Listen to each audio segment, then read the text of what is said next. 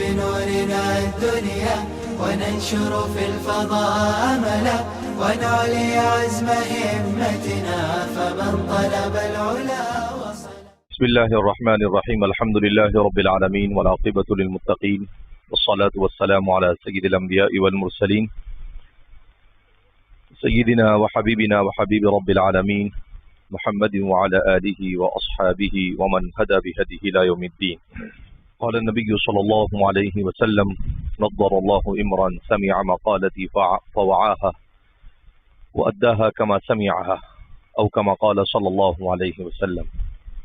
رمضان المبارک کے بعد ہمارے مدارس کے دستور کے مطابق نئے تعلیمی سال کا تقریباً آغاز ہو چکا ہے. الحمدللہ الذی ہدانا لہذا وما كنا لنہتدی لولا ان ہدانا اللہ. ہم اللہ کا جتنا شکر ادا کرے کم ہے کہ اس رب کریم نے ہمیں پرفتن دور میں محض اپنے فضل و کرم سے اور اپنی رحمت خاصہ سے علم دین کو سیکھنے اور سکھانے کے لیے جمع ہونے کی توفیق مرحمت فرمائی. ذالک فضل اللہ یؤتیہ من یشاء. یہ دور بڑا نازک دور ہے. اس دور میں علم دین کا حصول اور اس کے لیے موفق ہو جانا یہ ایمان کے بعد میری اپنی سمجھ کے مطابق دنیا کی سب سے بڑی نعمت ہے. نعمتاً لا تدانیہا نعمہ. ایسی نعمت ہے کہ اس نعمت کے مقابلے میں کوئی نعمت ہو سکتی نہیں. انسان کو علم دین کی توفیق کب ملتی؟ انسان کو علم دین کی توفیق ملتی ہے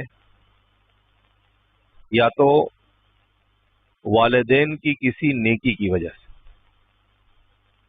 والدین کی کسی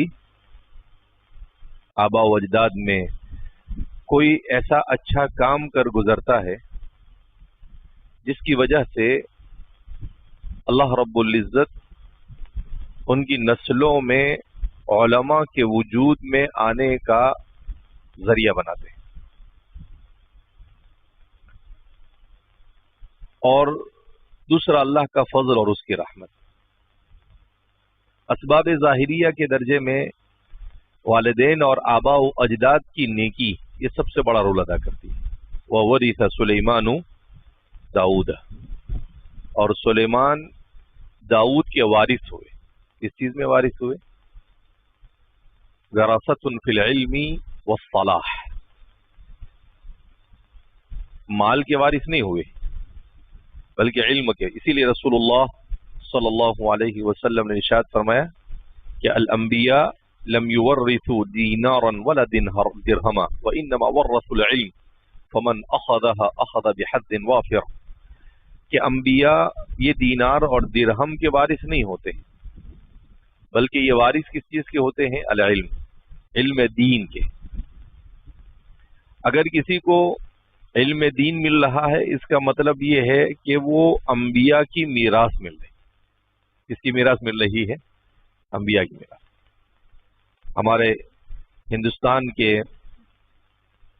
اساتین علم میں علماء اور شاہان دہلی آتے ہیں. شاہان دہلی کہا جاوے تو بادشاہ مراد نہیں. شاہان دہلی سے مراد حضرت شاہ ولی اللہ صاحب کا ان کا خاندان ہے اور اس کے علمی ورثہ ہے. ان کو کیا کہتے ہیں؟ شاہان دہلی. تو حضرت شاہ عبدالعزیز صاحب محدث دہلوی رحمۃ اللہ علیہ کی اولاد نہیں تھی. 3 بھائی تھے یہ لوگ. سب سے چھوٹے شاہ صاحب تھے شاہ عبدالعزیز صاحب. شاہ ولی اللہ صاحب کے شاہ رفیع الدین صاحب، شاہ عبد القادر صاحب اور شاہ عبدالعزیز صاحب. حضرت شاہ ولی اللہ صاحب محدث دہلوی رحمۃ اللہ علیہ کے علم کے وارث تینوں ہوئے مگر حقیقی وارث شاہ عبدالعزیز صاحب. تو شاہ عبد العزیز صاحب کو اولاد نہیں تھی. شاہ عبد العزیز صاحب یا آپ کی 13 سالی کے زمانے میں کسی نے کہا کہ حضرت آپ کا وارث کون؟ تو آپ نے برجستہ کہا کہ اسماعیل و اسحاق. کیا کہا؟ اسماعیل و اسحاق. کہ بھئی جیسے حضرت ابراہیم علیہ السلام کے 3 وارث تھے،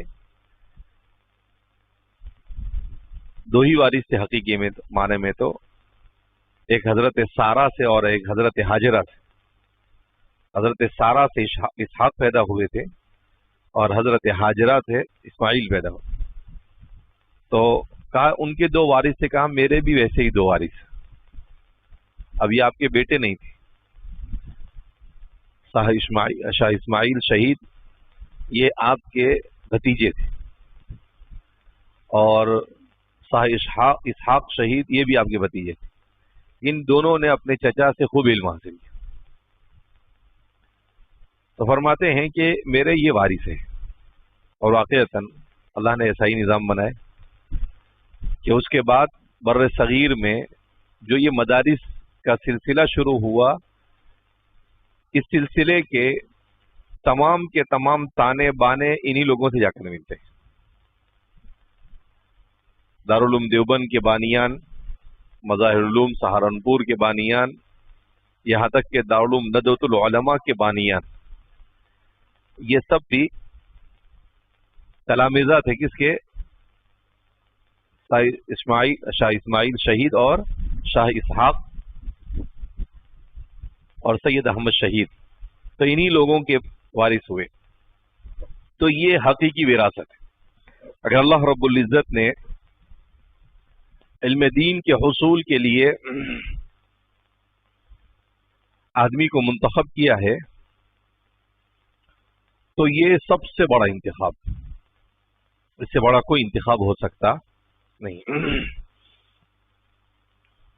بہت سارے طلباء ایسے ہوں گے جو آپ کے ساتھ عربی اول میں تھے، مگر ششمائی سے پہلے عربی اول میں ہی غائب ہو گئے. بہت سے سالانہ تک غائب ہو گئے، بہت سے دوم میں آنے کے بعد غائب ہو گئے، بہت سے سوم میں آنے کے بعد، بہت سے چہارم میں آنے کے بعد، بہت سے پنجم میں آنے کے بعد. لیکن اللہ کا فضل ہوا کہ آپ کہاں پہنچے؟ دور حدیث شریف. ذالک فضل اللہ. یہ بھی کیا ہے؟ ذالک فضل اللہ. یہ بھی کیا ہے؟ اللہ کا فضل ہے. ورنہ کہیں پر بھی آدمی کی گاڑی اٹک سکتی. بہانے نکالتا ہے کبھی آدمی، بولتا ہے کہ دین حاصل کر کے کیا کریں گے. ارے کیا کریں گے؟ حضرت مولانا اشرف علی تھانوی نور اللہ مرقدہ قدس سرہ کے والد صاحب کے بارے میں حضرت نے لکھا ہے کہ ہم 2 بھائی تھے، اکبر علی اور اشرف علی. اکبر علی بڑے تھے اور اشرف علی چھوٹے تھے. تو اکبر علی نے عصری تعلیم حاصل کی تھی اور اشرف علی نے دینی تعلیم حاصل کی. تو ایک دن ان کی والدہ نے کہا کہ بھائی اکبر علی تو کما لے وے، کھا لے وے، اشرف علی کہاں سے کھاوے. ان کی اپنی زبانی لہجے میں حضرت مفتی خبیر صاحب فرما رہے. اور حضرت مولانا شیخ الحدیث حضرت زکریا صاحب قدس سرہ نے ایک چھوٹا سا رسالہ لکھا. ابھی پرسوں ہی میں نے اس کو بالاستیاب پڑھا ایک ہی بیٹھک میں، 30-35 صفحے کا ہے، بہت اچھا ہے. حضرت تذکرہ اشرف کے نام سے چھوٹا سا رسالہ ہے، پڑھنے سے تعلق رکھتا ہے. تو اس میں حضرت نے بھی لکھا ہے. تو حضرت مولانا اشرف علی صاحب تھانوی رحمۃ اللہ علیہ فرماتے ہیں کہ میرے والد غصہ ہو گئے. کہا یہ کیا پوچھتے ہو؟ اکبر علی کھا لے گا اور اشرف علی کہاں سے کھائے گا؟ اور عجیب جملہ کہا کہ میرے والد صاحب کوئی عالم والم تو تھے نہیں، لیکن بزرگوں کی صحبت میں رہے تھے. حضرت تھانوی رحمۃ اللہ علیہ فرماتے انہوں نے کہا کہ یہ اکبر علی جیسے تو سینکڑوں اشرف علی کے ارد گرد گھومیں گے. کیا کہا؟ اکبر علی جیسے سینکڑوں تو اشرف علی کے ارد گرد گھومیں گے. کیا پوچھتے ہو کہ اشرف علی کیا کھاوے؟ کہا یہ سب اس کے ارد گرد گھومیں گے. حضرت تھانوی رحمۃ اللہ علیہ فرماتے ہیں کہ بڑی تعجب کی بات تھی کہ وہ آدمی جو عالم نہیں ہے اس کو علم دین کی کتنی قدر ہے. تو میں نے اسی لیے پہلے ہی کہا کہ انسان کو اللہ علم دین کی توفیق دیتا ہے والدین کی کسی نیکی کی برکت سے. یہ اس کے لیے دلیل ہے. تو حضرت فرماتے ہیں کہ بعد میں ایسا ہی ہوا کہ اکبر علی کو تو کوئی جانتا بھی نہیں. آج شاید آپ نے پہلی بار نام سنا ہوگا. میں نے بھی 2 دن پہلے پہلی بار نام سنا ان کا. تو لیکن اشرف علی کو کون نہیں جانتا ہے؟ ساری دنیا جانتی. تو یہ ہے دین کی برکت. دنیا تک رہتی ہے. وَجَعَلْ لِي لِسَانَ صِدْقٍ فِي الْآخِرِينَ کہ اللہ میرے بعد آنے والوں میں میرا ذکر خیر چھوڑ. ذکر خیر یہ چھوٹتا ہے دین اور اخلاق کی بنیاد پر. انسان اچھا کرتا ہے تو ہی انسان کو اللہ رب العزت مرنے کے بعد بھی زندہ رکھتا ہے. ماتوا وہم احیا. اور بہت سے لوگ زندہ ہی مر جاتے. زندہ ہوتے ہی کیا ہو جاتے ہیں؟ یعنی زندگی میں بھی کوئی ان کو پہچانتا نہیں. مرنے کے بعد تو بہت الگ بات ہے. تو دنیا پرستی ایسی چیز ہے. ابھی ایک عربی کا مضمون میں نے پڑھا تھا رمضان سے پہلے. بڑا اچھا لکھا تھا کسی نے. کہا کہ اصحاب کہف کے واقعے میں کلب کا ذکر ہے. کس کا ذکر ہے؟ کلب باسط ذراعیہ بالوسیط رابعہم کلبہم خامسہم کلبہم سادسہم کلبہم. تو ایک بار نہیں، کتنی بار ہے؟ تقریباً 4 سے 5 مرتبہ تذکرہ ہے.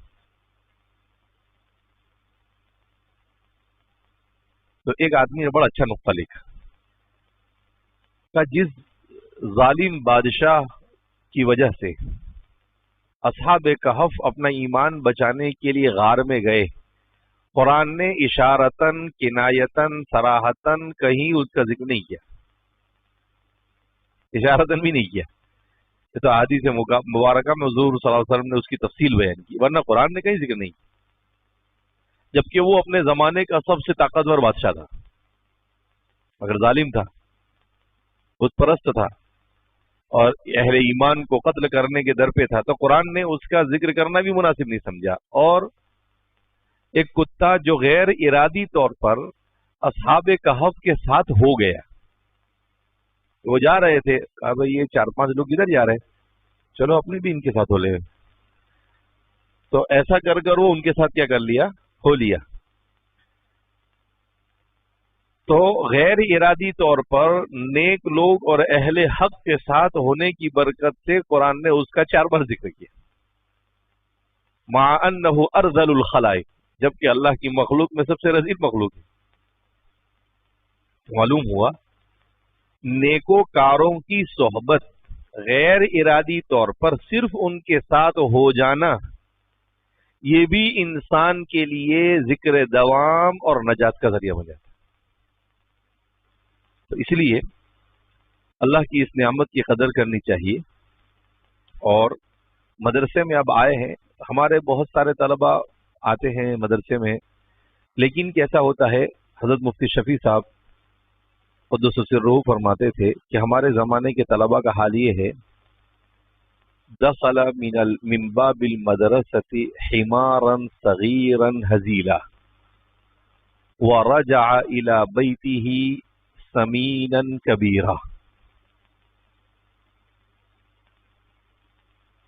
کہ ہم مدرسے کے دروازے سے داخل ہوئے تو چھوٹا گدھا تھا، پتلا دبلا تھا، کچھ پڑھتے لکھتے نہیں، ایسے ہی اپنا وقت ضائع کر دیتے ہیں. پھر واپس جاتے ہیں تو کیا ہوتے ہیں؟ وہی گدھا کے گدھا ہی. صرف اتنا فرق ہوا کہ موٹا ہو جاتا ہے، مسٹنڈا اور بڑا ہو جاتا ہے، اس کے علاوہ اور کچھ ہوتا نہیں۔ تو جو لوگ محنت نہیں کرتے ہیں، ایسے ہی کھا پی کے مدرسے میں 8 سال گزار دیتے ہیں، ان کا یہی حال ہے۔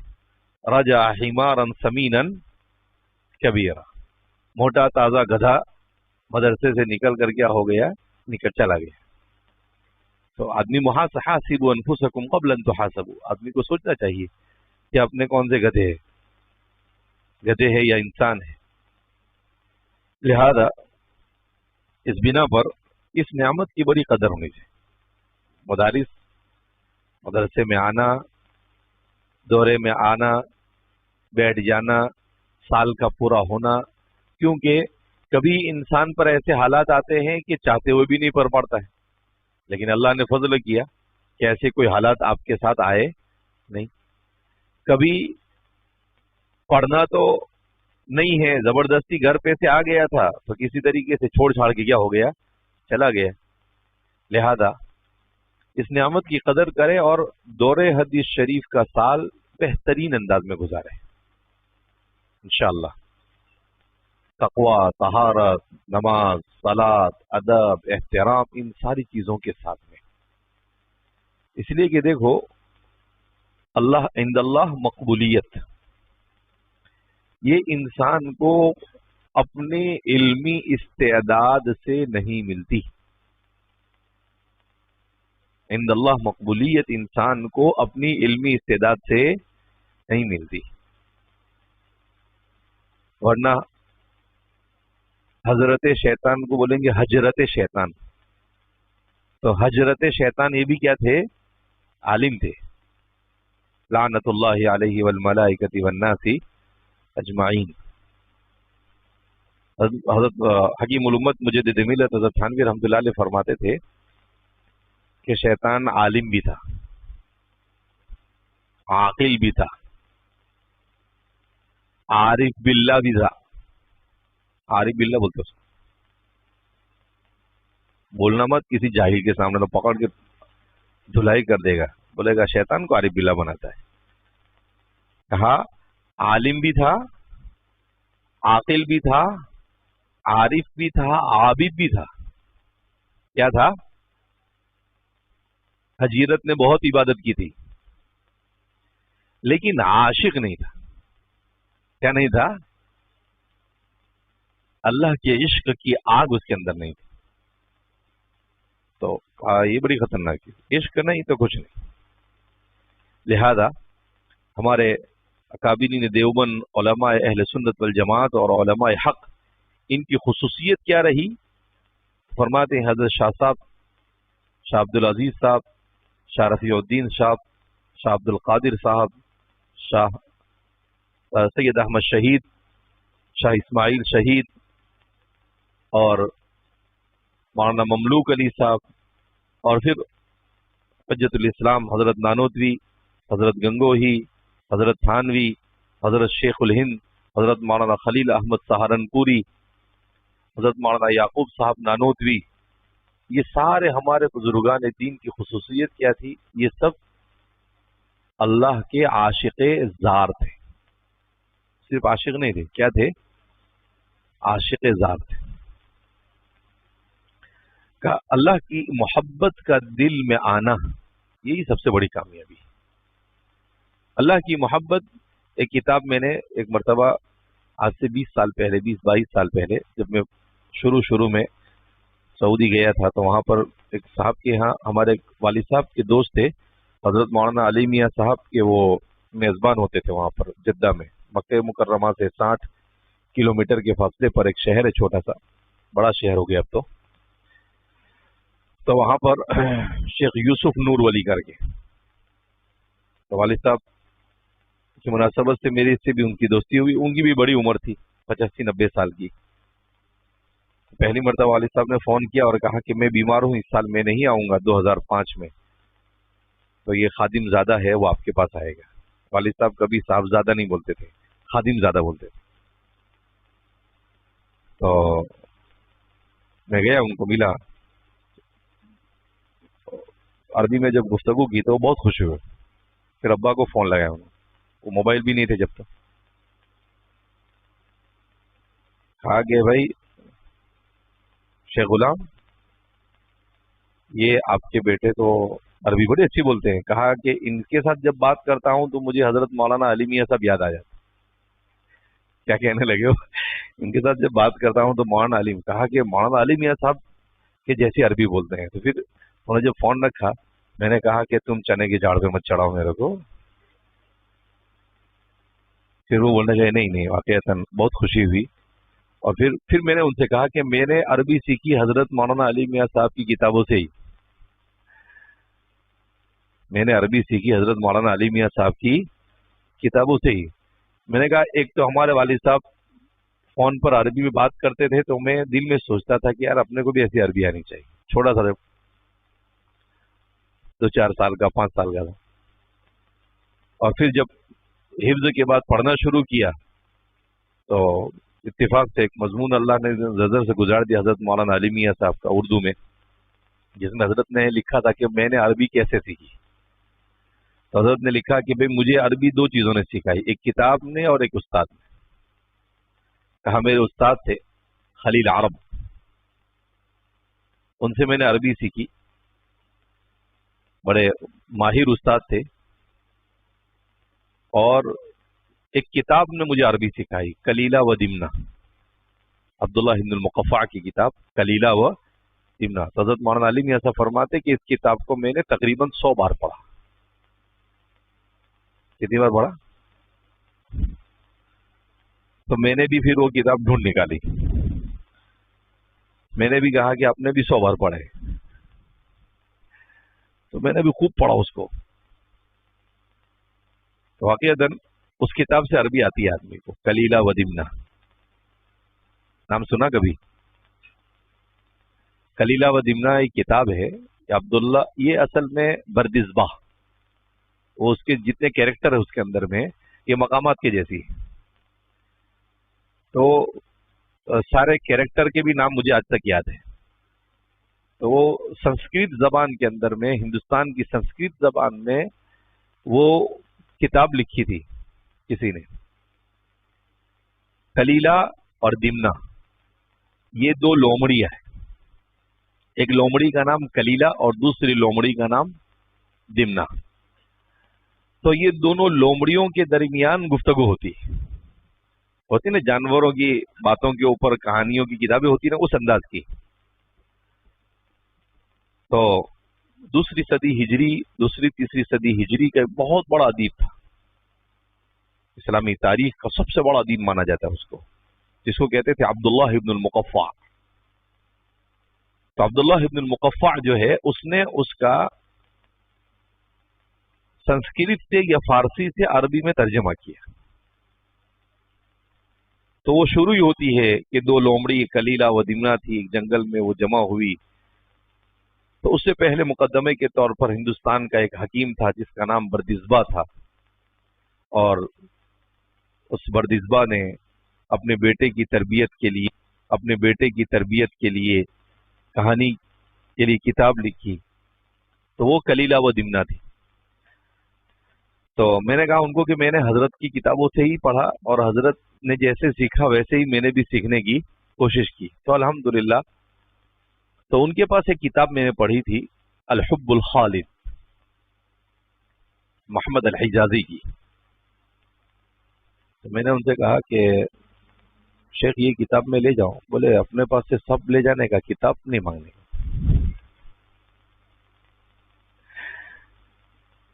بولے میں سب، میرے کو کوئی بولے پورا گھر دے دوں لیکن میری کتاب نہیں دیتا بولے میں کسی کو. میں نے کہا چلو اچھی بات ہے، میرے کو تو سیکھنے کا ملا. بولے سب دینے کا، کتاب نہیں دینا. بولے کتاب دینے والا بیوقوف. وہ ان کا اپنا مسلک تھا. بہرحال لیکن مجھے اس کتاب کی جستجو رہی. وہاں بیٹھے بیٹھے میں نے اس کے 10-20 صفحے پڑھے.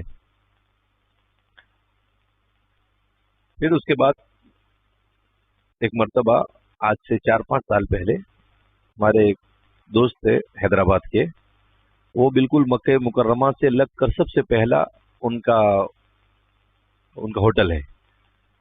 تو والد صاحب اور ہم لوگ بیچارے ہمارے رہنے کا انتظام وہیں پر کرتے ہو. تو دیکھا میں نے وہاں کتابیں رکھتا ہوں. میری عادت ہے کہ جہاں کتاب دکھ جائے وہاں اپنے سب چھوڑ چھاڑ کے کتاب کے پیچھے لگ جاتے تھے. دیکھا بولا ہاں یہ الحب الخالد یہاں پڑی ہے. اب وہ بیچارے بالکل انگوٹھا چھاپ آدمی ہے, وہ کچھ آتا جاتا نہیں. تو میں نے ان کو کہا کہ یار یہ کتاب بہت اچھی ہے, بہت سالوں سے میں تلاش کر رہا ہوں, 20-22 سال سے. آج میرے کو دکھی, میں لے سکتا ہوں. بولے جتنی لے جاؤ لے جاؤ. بولے ہاں ایسا آدمی چاہیے اپنے کو.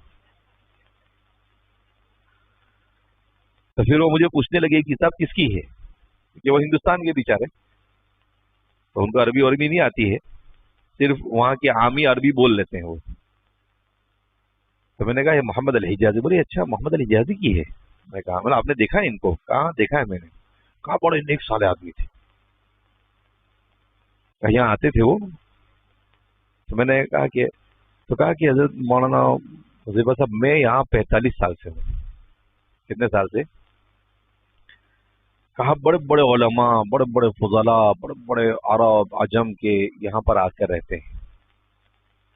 میں نے شیخ محمد الحجازی سے زیادہ متقی, پرہیزگار اور عبادت گزار انسان نہیں دیکھا. کہا یہ باتیں نہیں کرتے تھے کسی کے ساتھ, یا قرآن پڑھتے تھے, یا دعا کرتے تھے, یا نماز پڑھتے تھے, یا ذکر کرتے تھے, اس کے علاوہ کچھ نہیں. کہا سجدے میں جاتے تھے, کبھی کبھی 1-1 گھنٹے تک سجدے سے سر نہیں اٹھاتے. نماز کے لیے کھڑے ہوتے تھے, 6-6 گھنٹے تک کھڑے کھڑے پڑھتے رہتے تھے. ہم پوچھے کتنا پڑھا تو بتاتے بھی نہیں تھے. کہا کہ میرا اور اللہ کا راز ہے, میں تیرے کو کیوں بتاؤں. بولے ایسا بولتے تھے. تو میں نے کہا یہ ان کی کتاب ہے. میں نے کہا واقعتاً اس آدمی کو حق بنتا تھا کہ یہ کتاب لکھے. الحب الخالد, اللہ کی محبت کو کہتے ہیں الحب الخالد, جس کو عشق حقیقی کہتے ہیں. ایسی بہترین کتاب علامہ جلال الدین رومی, امام غزالی, علامہ شعرانی, اور جو ہمارے صوفیہ اور دل کے بادشاہ لوگ ہوا کرتے تھے, شاہان قلوب, ان لوگوں کی ساری چیزوں کو جو اللہ کی محبت کے بارے میں بیان کیا اس کتاب میں جمع کر دیا. میں نے اس کا اردو میں ترجمہ بھی شروع کیا تھا, 1-2 قسطیں اس کی شارح ان میں آئی, اس کے بعد مشغولیت میں وہ رہ گئی.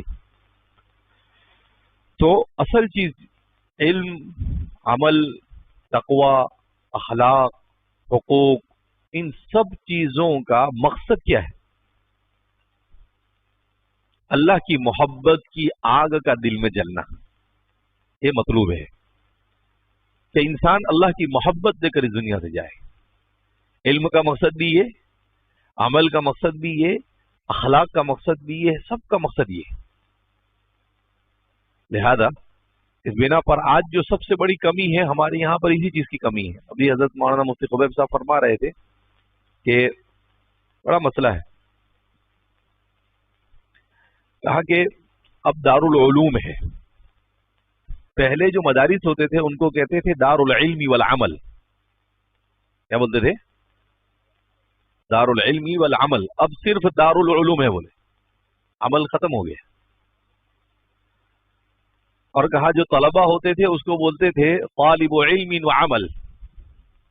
ابھی صرف طلبہ ہے, بولے طالب علم بھی نہیں. اب تو صرف طلب کرنے والا ہے. کوئی کھانا طلب کر رہا ہے, کوئی پیسہ طلب کر رہا ہے, کوئی بہت علم طلب کر رہا ہے, لیکن عمل تو بالکل کیا ہو گیا ہے, ختم ہو گیا. لہذا اس بنا پر حقیقی کامیابی اسی میں ہے کہ انسان علم اور عمل اخلاق کے ذریعے سے کس طریقے سے اللہ کی محبت کو حاصل کرے. احادیث مبارکہ کے پڑھنے کا مقصد, تفسیر کے پڑھنے کا مقصد, سب کا مقصد کیا ہے؟ علم, عمل, اخلاق, ان سب کا آخری مقصد کیا ہے؟ اللہ کی رضا کا حصول. اور اللہ کی رضا کا حصول اس کی محبت کے بغیر ممکن نہیں. اللہ کی رضا کا حصول اس کی محبت کے بغیر ممکن نہیں. تو کہا اللہ کی محبت کو پیدا کرنا یہ اصل مقصد ہے یہ ساری چیزوں کا. جس دل میں اللہ کی محبت پیدا ہو گئی, جو اللہ کا عاشق بن گیا, وہ شیطان کے چنگل سے نکل گیا. اور جو اللہ کا عاشق نہیں بن سکا وہ شیطان کے چنگل میں پھنس گیا. اچھے اچھے علماء بھی پھنس جاتے ہیں, اچھے اچھے عباد بھی پھنس جاتے ہیں, اچھے اچھے فضلاء بھی اچھے اچھے لوگ پھنس جاتے. اور ایک مرد کہا کہ ایک بہت متقی اور پرہیزگار آدمی، ان کے دماغ پہ سوار ہوا امام مہدی. کیا سوار ہو گیا؟ امام مہدی کا انتظار کرنے لگے. تھوڑے دن کے بعد خود ہی مہدی ہونے کا دعویٰ کر دیا. بولے یار یہ مہدی آ ہی نہیں رہا، چلو اپنی مہدی بن جاؤ. تو بولے یہ ایسے اڑام تڑام دھندے نہیں کرنے کے. وہ ایک دم متقی پرہیزگار آدمی. اب پتہ نہیں اس کو، بولے مجھے خواب میں اللہ کے رسول آیا اور کہا کہ تو ہی مہدی، انت المہدی. تو کہا کہ انسان اپنے اعمال، اپنے اخلاق اور اپنے دل پر محنت کرے تو اللہ رب العزت کا شکر ادا کرے اور اپنا ایک ذہن بنائے کہ چلو ٹھیک ہے، اگر موٹا اور تازہ گدھا ہے تو اب انسان بنے. اب کیا بنے؟ انسان بننا چاہے تو سب بن سکتا ہے، تو ہی نہ چاہے تو بہانے. تو انسان کو اس کے لیے فکر کوشش کرنی پڑے گی کہ بھئی میں کیسے محنت کر کر اپنے آپ کو بناؤں. ابھی رمضان مبارک میں ہمیں ایک ساتھی ملے، ایک دوست، تو انہوں نے کہا کہ مولوی صاحب سب کچھ انسان کے اپنے اوپر ہے. دنیا دار آدمی. تو میں نے کہا کیسے فاروق بھائی؟ تو کہا دیکھو میں قصہ سناتا ہوں. میں نے کہا کیا؟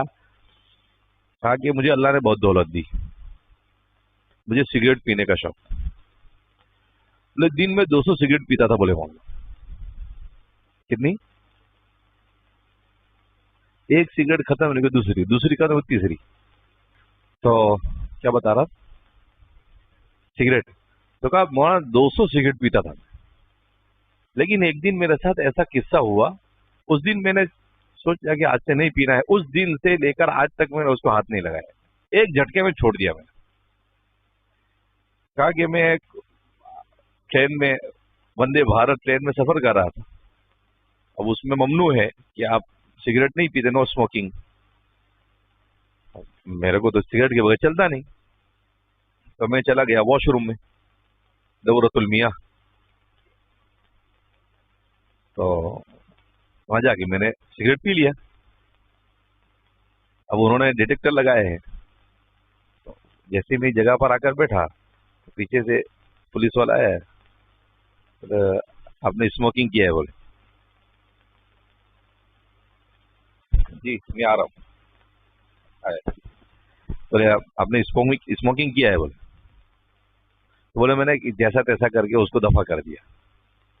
نہیں میرے سے پہلے کوئی گیا ہوگا، ایسا ہے ویسا، یوں کر کے کچھ بھی کر.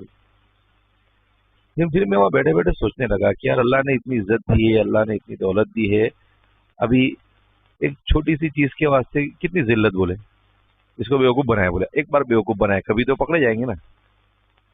تو میں نے وہیں بیٹھے بیٹھے ارادہ کر لیا کہ آج سے سگریٹ نہیں پینا ہے. تو جو جیب میں تھا نا وہ بھی باہر نکل کے توڑ کے پھینک دیا. بولے اس دن سے لے کر آج تک بولے ایک بھی سگریٹ کو ہاتھ نہیں لگایا. تو بولے سب انسان کے اوپر ہے. وہ کیا بتا رہے؟ میں ان کو سمجھا رہا تھا یہی چیز. تو انہوں نے اپنی مثال سے کہا کہ واقعہ آپ بالکل صحیح کہتے. کہا سب انسان کے دماغ پہ ہے، ایسا کچھ نہیں ہے کہ سب چھوڑتا ہے، لیکن انسان چھوڑنا چاہے تو کسی انسان کے اوپر دوسرا انسان بھی نہیں چھوڑا، اپنے کو خود ہی فکر کرنی پڑے گی. نماز کا شوق نہیں تو اپنے کو پیدا کرنا پڑے گا، پڑھنے کا شوق نہیں تو اپنے کو پیدا کرنا پڑے گا، بد اخلاقی ہے تو اچھے اخلاق اپنے کو پیدا کرنے پڑیں گے، بے ادبی کی عادت ہے تو اپنے کو باادب بنانا پڑے گا. تو سب اپنی ہی محنت کرنی پڑے گی. سیلف سروس کیا ہے؟ ہاں صرف اپنے سے فکر. ان اللہ لا یغیر ما بقوم حتى یغیروا ما بانفسهم. تو انسان کو خود، ہم کیا چاہتے ہیں کہ ہم نے کچھ محنت کرے اور کوئی بزرگ دعا دے دے اپنے کو، کسی کی دعا لگ جاوے، ارے باپا کچھ محنت کرے گا تو کچھ لگے گا نا، ایسے تھوڑی ہوگا. تو اس لیے انسان کو اپنے اندر تبدیلی پیدا کرنے کے لیے اپنے سے ارادہ اور محنت اور کوشش کرنی پڑے گی. کسی دوسرے کے کرنے سے کہنے سے کچھ ہوگا نہیں. میں اس کو ایک دم آسان مثال سے اس کو سمجھاتا ہوں. ابو جہلین اللہ کے رسول صلی اللہ علیہ وسلم سے بڑا مخلص مؤثر سمجھانے والا کوئی ہو سکتا ہے، لیکن ابو جہل سدھرا نہیں. سدھرا کیوں؟ اس کو نہیں سدھرنا تھا.